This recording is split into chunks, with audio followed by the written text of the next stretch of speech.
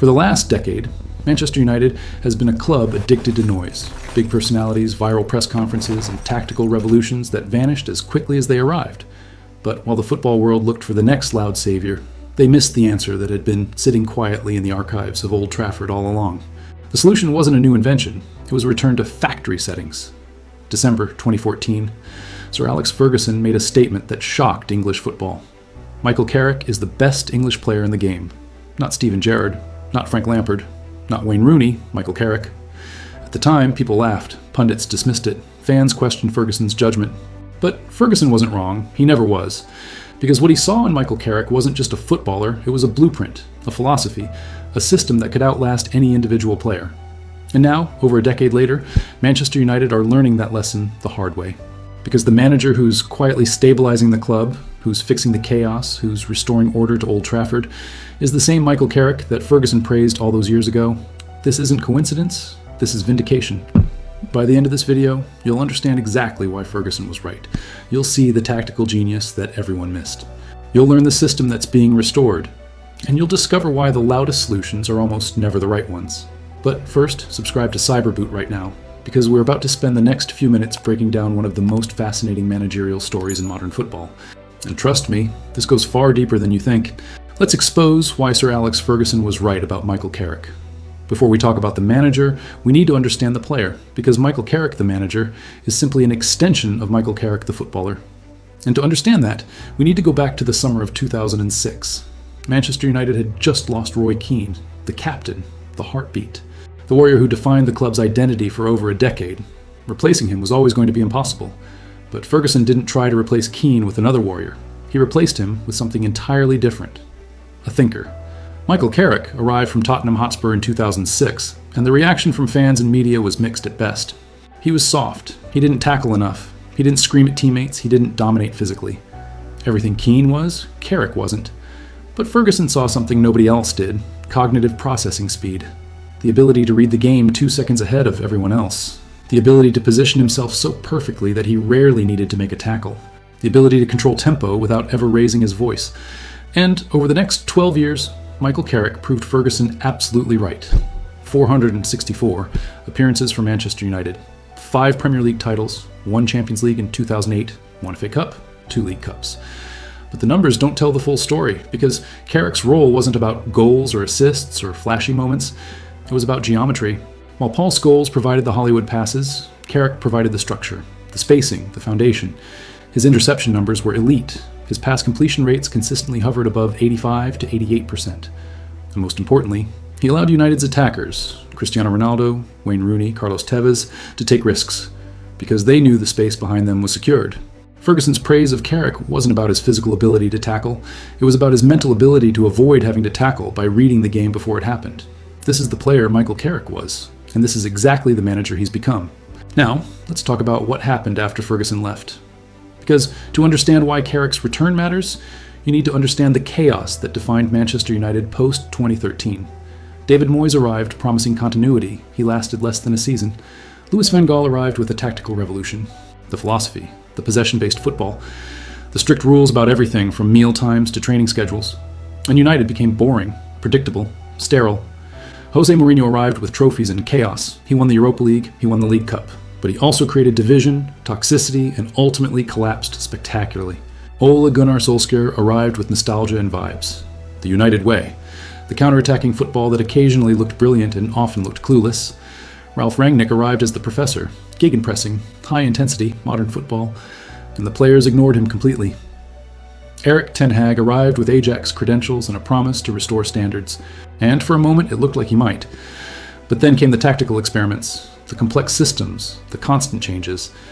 And then came the Amorim experiment, the 3-4-2-1 system that looked revolutionary on paper and disastrous on the pitch. Every single one of these managers had one thing in common: noise, big personalities, grand visions, tactical revolutions. And every single one of them failed to restore Manchester United to the top. Because they were all trying to invent something new, something modern, something that would define them as tactical geniuses. But Manchester United didn't need a revolution. They needed a restoration. And that's exactly what Michael Carrick represents. Let's get specific about what was broken. Because before we can understand what Carrick fixed, we need to understand what needed fixing. The The previous managerial regime, let's call it the Amorim experiment, implemented a 3-4-2-1 system. On paper, it looked modern, progressive, tactically sophisticated. In reality, it caused 3 critical structural failures. Failure 1, midfield overload. With only 2 central midfielders, United were constantly outnumbered in the center of the park. Opponents would simply commit 3 or 4 players to midfield and dominate possession. United couldn't control games. They couldn't dictate tempo. They were always reacting instead of proacting. Failure 2, Bruno Fernandes drifting. Bruno Fernandes, United's captain and most creative player, was forced to float between being a number 8 and a false winger. He wasn't central. He wasn't in the pockets of space where he's most dangerous. He was isolated from the striker, too far from the midfield, too disconnected from the attack. The result?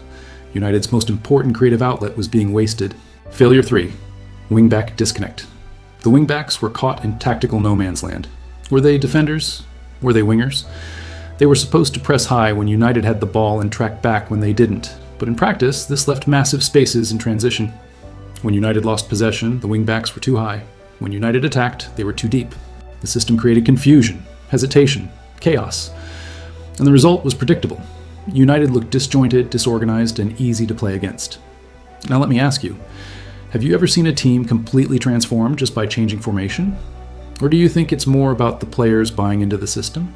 Drop your answer in the comments, because what Carrick did next proves that sometimes the simplest solution is the most effective.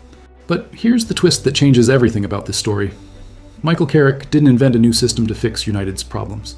He didn't spend weeks on the training ground developing revolutionary tactics.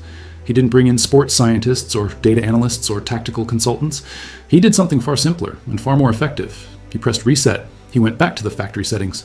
The 4-2-3-1, the formation that defined Manchester United's most successful era. The formation that won Premier League titles, that won Champions Leagues, that dominated English and European football. And the moment he implemented it, everything changed.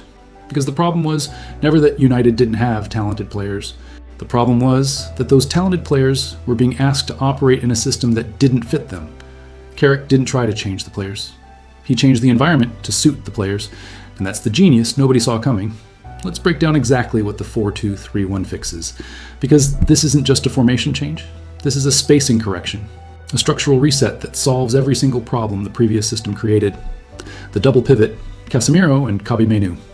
In the old system, Casemiro was asked to cover lateral ground, side to side, constantly chasing the ball.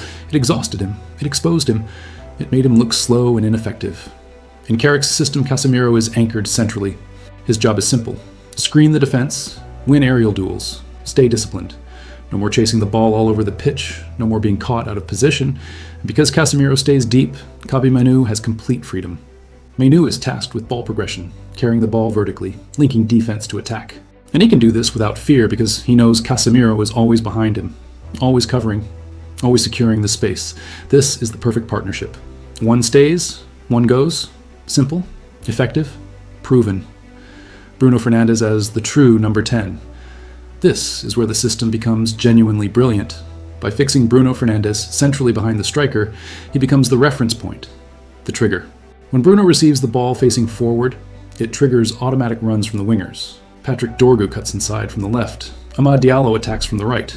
Brian Mbeumo drifts into pockets. The players don't need to think. They don't need to hesitate. They know exactly where the ball is going because Bruno is always in the same position. This removes cognitive load. It creates automatic patterns. It allows players to operate on instinct instead of instruction. And the result is devastating. United's attack suddenly looks fluid, coordinated, dangerous. Not because the players got better, but because the system finally makes sense. The defensive line? Stability through simplicity. The back four operates in the most traditional way possible. 2 center backs stay central. 2 fullbacks provide width. No confusion, no hybrid roles, no asking defenders to be playmakers or attackers to be defenders. Everyone has one job, and everyone knows what that job is. This creates defensive solidity that United haven't had in years. But there's another layer to this tactical restoration that most people are missing. Michael Carrick isn't doing this alone. He brought in Steve Holland as his assistant. And if you know football, you know exactly why that matters. Steve Holland was the tactical architect behind Chelsea's 2012 Champions League victory. The defensive structure, the organization, the ability to absorb pressure and strike on the counter. He was also the defensive mastermind behind England's stability under Gareth Southgate from 2016 to 2024. Holland doesn't coach flair, he coaches structure. And the defensive system he's implemented at United is a masterclass in spatial control. The off-ball shape, the forward 4-2 defensive block. When United lose possession, something automatic happens. Bruno Fernandes joins the striker to form a front two, the wingers tucking flat with the midfielders, and suddenly United's shape compresses. The space between the defensive line and the midfield line shrinks to roughly 10 to 15 meters. What does this mean tactically? Opponents can no longer play through United. The central passing lanes are completely blocked. They're forced to play around United, wide, into the channels. And that's exactly where the fullbacks are waiting. This isn't revolutionary. This is fundamental defensive football executed to perfection. But in an era where every team wants to press high and win the ball in the opposition half, it's remarkably effective. Because United don't chase the ball anymore. They control the space. And they force opponents into making low percentage passes. This is the Steve Holland influence. And it's the reason United's defensive record has improved dramatically. But tactics alone don't explain what's happening at Manchester United. Because the most important thing Carrick has restored isn't a formation or a defensive block, it's a mentality. For the last decade, Manchester United have been a team defined by emotional volatility. They go 1-0 up and look like world beaters, then concede and collapse completely. They dominate for 30 minutes and then lose focus, lose shape, lose the game. This wasn't a tactical problem, this was a psychological one. And the reason it existed is because post-Ferguson managers tried to impose control through rules instead of standards. Van Gaal had strict rules about mealtimes, about training schedules, about exactly when and how players could do everything. Ten Hag had disciplinary strictness, fines, public punishments. But rules create resentment. They create an us versus them mentality between players and management. Carrick doesn't impose rules, he imposes standards. And the difference is profound. Standards are internal. They're about what the culture expects, about what players demand from each other.